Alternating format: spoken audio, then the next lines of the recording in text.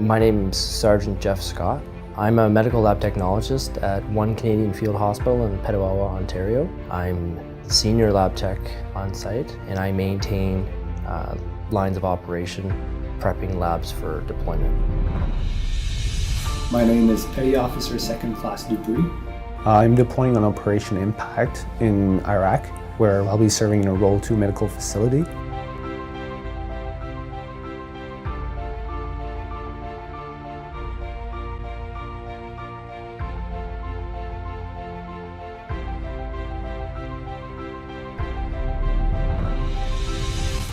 The purpose of a Role 2 medical facility is to treat trauma patient mostly, and so it's going to be probably packed with adrenaline for us as urgency matters. So the role of a medical lab technologist in Erbil, Iraq spans from the traditional lab tech in Canada to someone who is very much involved in patient care with a presence in the resuscitation bay or emergency room. So we would routinely take blood from walk-in members to the point of providing trauma packs and running a walk-in blood bank.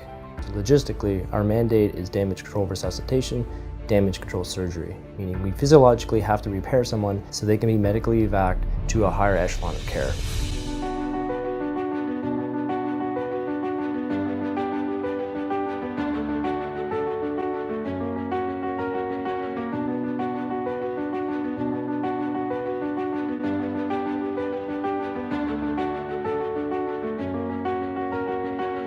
So all operations require a pre-deployment phase.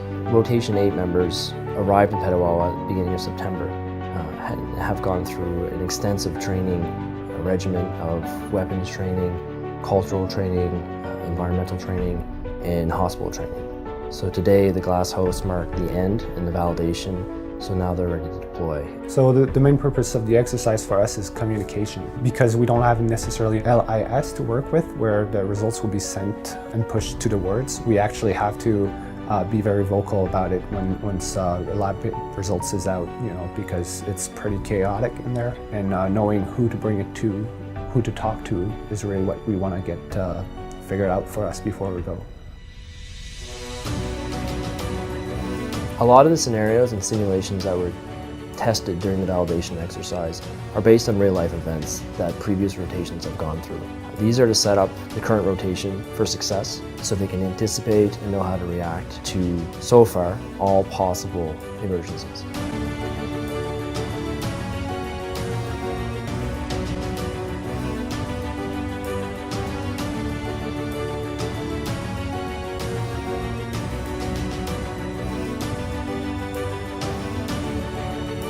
So being at one Canadian Field Hospital has afforded me the opportunity to deploy.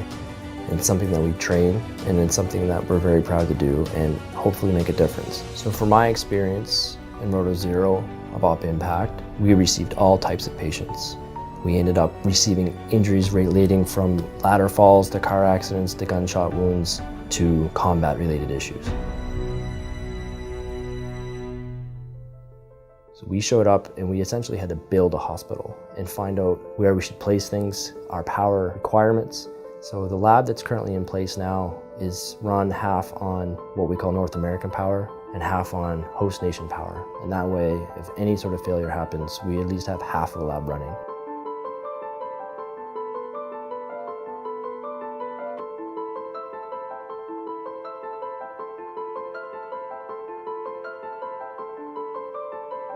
In an austere environment like northern Iraq, having an emergency resupply of blood is difficult to impossible.